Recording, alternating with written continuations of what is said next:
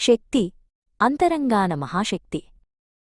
ఆధునిక నగరం యొక్క సందడి, గందరగోళం మధ్య శక్తి అనే యువతి తనను తాను కోల్పోయినట్లు భావించింది. ఆకాశహర్మ్యాలు ఆకాశాన్ని అంటుతున్నా ఆమె ఆత్మమాత్రం ఒంటరిగా శాంతికోసం తపిస్తూ ఉంది. ఒకరోజు ఆ బాహ్య ప్రపంచపు శబ్దం నుండి తప్పించుకోవడానికి శక్తి తన కళ్ళు మూసుకుంది. ఆమె తన శ్వాసపై దృష్టిపెట్టింది. తన లోపలి ప్రపంచంలోకి ప్రయాణం మొదలుపెట్టింది. ఆమె మనస్సు నిశ్చలమైనప్పుడు ఒక కొత్త దృశ్యం ఆవిష్కృతమైంది. అది నగరం కాదు, ఒక ప్రాచీన దివ్యమైన లోకం. అక్కడ దేవతల ఆర్తనాదాలు ఆమెకు వినిపించాయి. మహిషాసురుడు అనే రాక్షసుడి క్రూరత్వం వల్ల దేవతలు స్వర్గాన్ని కోల్పోయి సహాయం కోసం వేడుకుంటున్నారు. అతని దుష్టశక్తి ముందు వారి బలమంతా నిష్ఫలమైంది. అప్పుడు దేవతలందరి దివ్య తేజస్సు ఏకమై ఒక ప్రకాశవంతమైన కాంతిపుంజం ఉద్భవించింది.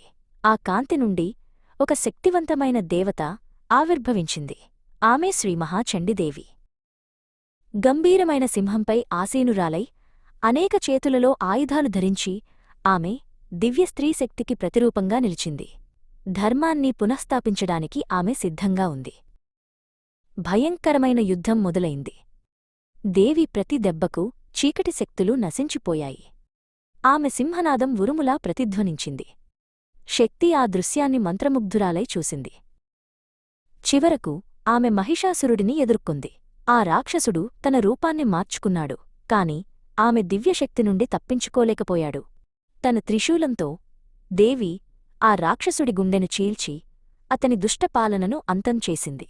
విశ్వంలోకి మళ్లీ వెలుగు ప్రసరించింది. తన ధ్యానంలో శక్తి ఒక అద్భుతమైన విముక్తిని శక్తిని అనుభవించింది.